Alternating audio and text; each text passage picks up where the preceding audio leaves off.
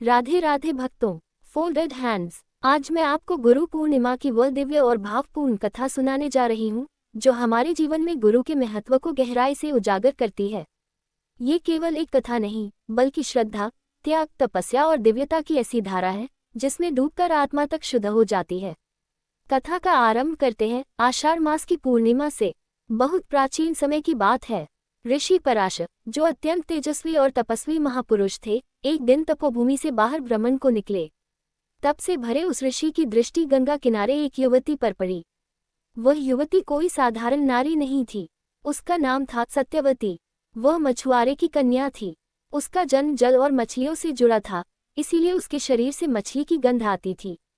किंतु उसकी आंखों में गंगा सी निर्मलता और हृदय में समुद्र जैसी गहराई थी।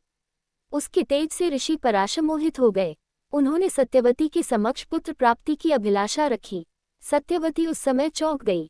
उसने साहपूर्वक कहा, हे मुनिवर, मैं एक सामान्य कन्या हूँ। क्या यह उचित होगा कि बिना विवाह इस प्रकार की बात की जाए? मेरी मर्यादा क्या होगी? तब पराशर बोले, हे सत्यवती, मेरी इच्छा कामना से नहीं, धर्म से प्रेरित है। जो संतान तुम्हारी कोख से जन्म लेगी वह युगों युगों तक पूजी जाएगी। वह वेदों का विभाजन करेगी, धर्म की व्याख्या करेगी और मानवता को राह दिखाएगी।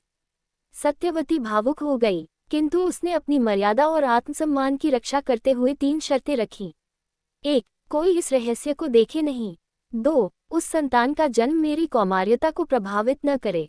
3. मेरे शरीर से मछली की गंध हमेशा के लिए समाप्त हो जाए और उसमें फूलों सी खुशबू आ जाए। ऋषि पराशर ने उन तीनों शर्तों को सहर्ष स्वीकार किया। और फिर गंगा किनारे एक दिव्य आलोक प्रकट हुआ। उस क्षण सत्यवती की कोख से एक अद्भुत तेजस्वी बालक जन्मा, जिसे द्वैपायन कहा गया, क्योंकि उसका जन्म द्वीप में हुआ था। यह बालक कोई और नहीं, वही है जिन्हें आज हम महर्षि वेदव्यास के नाम से जानते हैं। महाभारत के रचयिता, वेदों के विभाजक, पुराणों के प्रवर्तक। उनके नाम के बिना हिंदू धर्म का कोई ग्रंथ पूरा नहीं होता। वेदव्यास बचपन से ही ज्ञान के दीपक से उजाला फैलाना चाहते थे। एक दिन उन्होंने अपनी माता सत्यवती से विनती की, माँ, मुझे वन जाकर तपस्या करनी है, प्रभु के दर्शन करने हैं। माता का हृदय कांप उठा। कौन माँ अपने बच्चे को वन की कठिनाइयों में भेजना चाहेगी?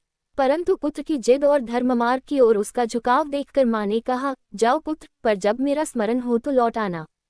और तब वह बालक वेदव्यास वन में चला गया, एकांत, तप और ध्यान में लीन हो गया। वर्षों की तपस्या के फलस्वरूप उसे संस्कृत भाषा पर अपूर्व अधिकार प्राप्त हुआ। फिर एक दिन उन्होंने वेदों को 4 भागों में विभाजित किया, ऋग्वेद, यजुर्वेद, सामवेद और अथर्ववेद। महाभारत, 18 पुराण, ब्रह्मसूत्र जैसी अमूल्य रचनाएं वेदव्यास के माध्यम से ही हमें प्राप्त हुईं।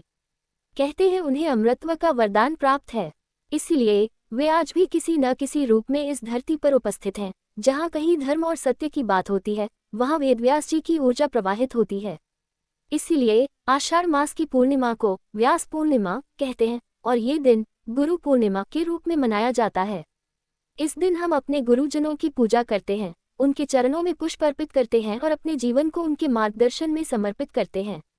हम उन्हें वस्त्र, चंदन, फूल भेंट करते हैं, पर असली भेंट है श्रद्धा और समर्पण, क्योंकि गुरु वही है जो हमें अंधकार से प्रकाश की ओर ले जाए। योजक चिन्ह, योजक चिन्ह, योजक चिन्ह।